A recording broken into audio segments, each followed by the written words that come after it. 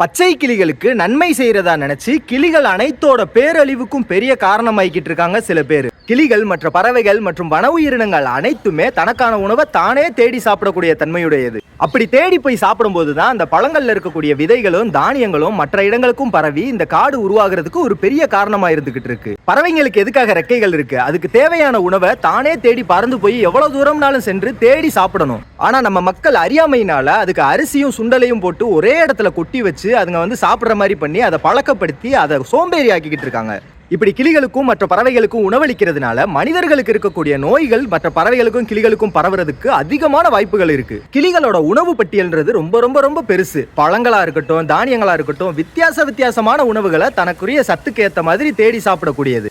மனிதர்களால வன உயிரினங்களுக்கு தேவையான சத்தான உணவு தேவையை எப்பவுமே பூர்த்தி செய்யவே முடியாது. இந்த மாதிரி ஒரே இடத்துல கிளிகளுக்கு உணவளித்து பழக்கிறதுனால அதுங்களோட இயற்கையான உணவு தேடும் முறையே பாதிக்கப்படுது.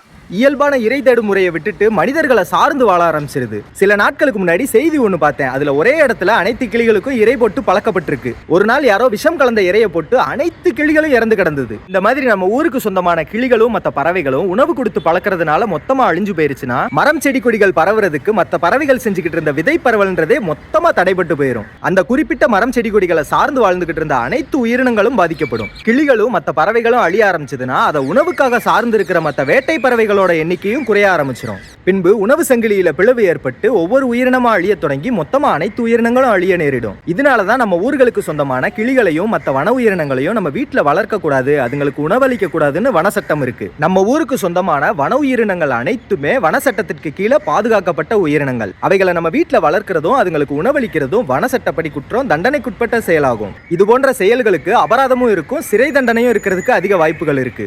திரைப்படங்கள்ல இந்த மாதிரி தவறான விஷயங்களை பிரபலப்படுத்துறது வழக்கமாவே இருந்துட்டு வருது. 2024 ஆண்டுல வெளிவந்த மெய்யழகன்ற படத்துல இந்த மாதிரி கிளிகளுக்கு உணவளிக்கக்கூடிய ஒரு தவறான வழக்கத்தை பிரபலப்படுத்தி விட்டுட்டாங்க. ஏன்னா திரைப்படங்கள்ல இந்த மாதிரியான விஷயங்கள் வரும்பொழுது அது பல பேரை சென்றடையுது. அவங்களும் இதை பார்த்துட்டு இதை பின்பற்ற ஆரம்பிக்கிறாங்க. இப்ப நான் இதை பத்தி பேசுறதுக்கும் இதுதான் ஒரு காரணம். இந்த மாதிரி திரைப்படங்களை பார்த்துட்டு நிறைய பேர் கிளிகளுக்கு உணவளிக்க ஆரம்பிச்சிட்டாங்க. இந்த காணொலியில எனக்கு பின்னாடி பார்த்திருந்தீங்கன்னா கூட தெரியும் எத்தனை பறவைகள் வந்து போகுது பாத்தீங்களா? இதுக்கு காரணம் மரங்கள் இருக்கிறது தான். கிளிகளையும் மற்ற உயிரினங்களையும் நம்ம வீட்டு பக்கத்துல எப்பவுமே பார்க்கணும்னு நினைச்சீங்கன்னா மரங்கள் நடுங்க. நம்ம நாட்டு மரங்கள் நடுறது பேருதவியா இருக்கும். எக்கச்சக்கமான பறவைகளையும் மற்ற உயிரினங்களையும் நம்ம வீட்டு பக்கத்திலேயே பார்க்க முடியும். உங்க நண்பர்கள் யாராவது இந்த மாதிரி வீட்டுல வன உயிரினங்களுக்கு உணவளிச்சுக்கிட்டு இருந்தாலோ அல்லது இந்த மாதிரி வன உயிரினங்களை வளர்த்துக்கிட்டு இருந்தாலோ அவங்களுக்கு இந்த காணொலியை அனுப்பிச்சு அவங்களுக்கு புரிய வைங்க. இன்னொரு பெரிய பிரச்சனை என்னன்னா, நிறைய பேர் இந்த மாதிரி கிளிகளுக்கு உணவளிச்சு அதை காணொலி எடுத்து போட்டு பிரபலமாகணும்ன்றதுக்காக இந்த மாதிரி செயல்களையும் செய்ய ஆரம்பிச்சுட்டாங்க. தயவு செய்து கிளிகளுக்கோ மற்ற வன உயிரினங்களுக்கோ நன்மை செய்யறன்ற பெயர்ல அதோட பேரழிவுக்கு காரணமாயிராதீங்க. மரம் செடி கொடிகள் உயிரினங்கள் மற்றும் அவைகளுடைய வாழ்விடங்கள் அனைத்தையும் பாதுகாப்போம். இயற்கையோடு இணைந்து வாழ்வோம்.